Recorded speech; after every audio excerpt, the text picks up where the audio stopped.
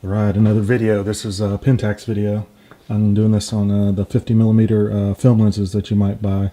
It's kind of a cheap thing to get for your Pentax DSLR. I have another video showing one of these film lenses, the 50mm f2 compared to the DA digital model, just showing the comparisons. They're very similar, so this is a good way to get a cheap lens instead of buying the digital version, newer version, the DA versions. Anyway, so check that video out. I've got other Pentax videos, but anyway, here we go. The Pentax, I'm showing you the differences here between the Pentax-A.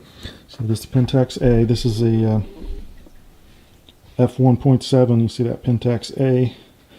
And then this other one is 50mm as well. This is the Pentax-M f1.4. Alright, so what is the difference in the two? You say A, well, A means automatic, of course. So, but both of these are film lenses. There's no autofocus, so the A doesn't stand for autofocus. It's just auto aperture. So if you look here on the sides, you will adjust your aperture here on the lens instead of in the camera, but on the A version it has an A here, so if you slide that over in the A on your DSLR, you can control the aperture on the camera, and I'll put that on here in a second and show you that. So when you're going to buy these, first off, let me say you could you could either buy them just as a lens on eBay, or you could find them on a camera like a Pentax ME or a Pentax K1000. You might find them, but if you just buy them separately, typically this Pentax-M 1.4 you'll find for around 40 or 50 bucks, and this Pentax-A f1.7 you'll find it around $20-30 on eBay. So just decide which one's better for you. As far as the two, they're very similar in size as the 1.4. This one's a little larger, but you'll get a larger focus ring here. So this might be one you would like for video more.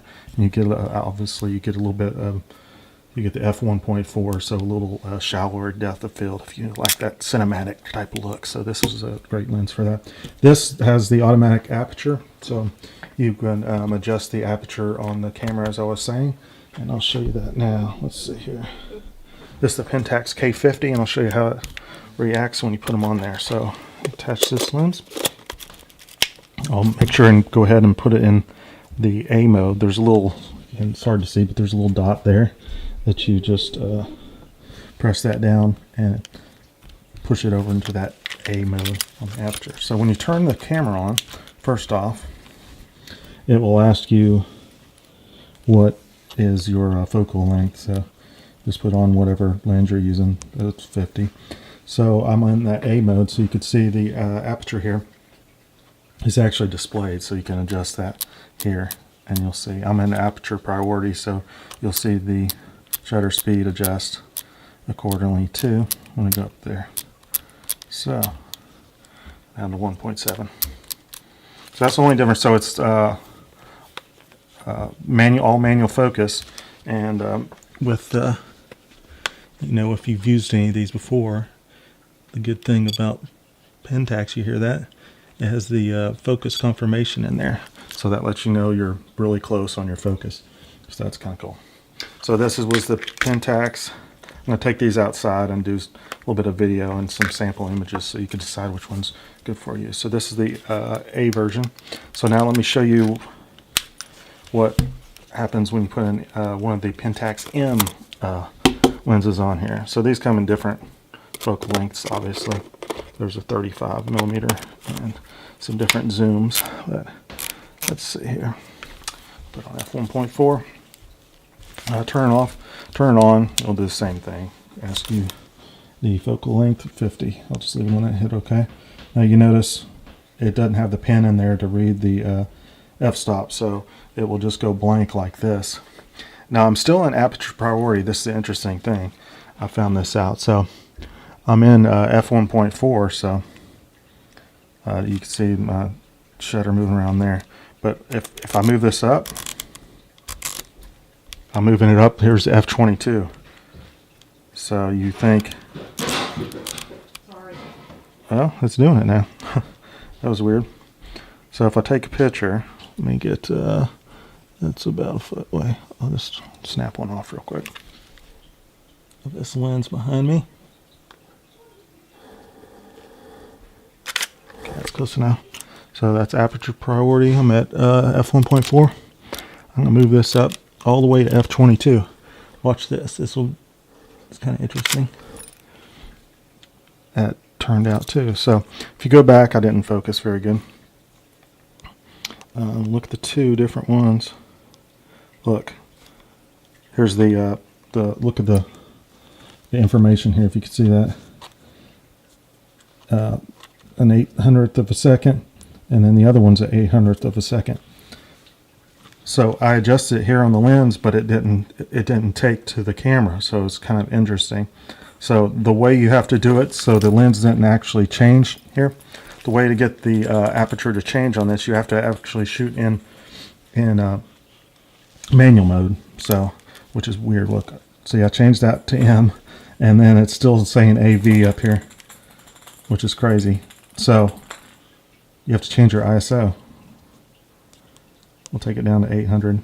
Now you should see a difference. Your light meter doesn't work. So all these different film lenses have a little different quirks to them. So now it'll actually work. So I'm on f1.4. I know I'm gonna have to turn the shutter speed up since I'm so wide open. So I'll put it about that. And it looks good. 500th of a second.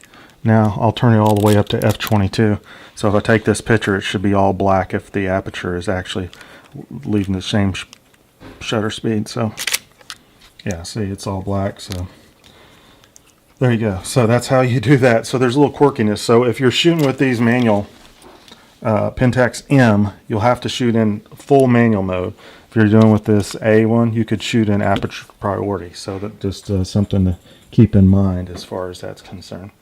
And there's all different lenses, not just these 50s and not just Pentax. So this is a one I used and I have to shoot excuse me, in manual mode. This is actually an old Sears one that came off a Pentax mounted Sears camera.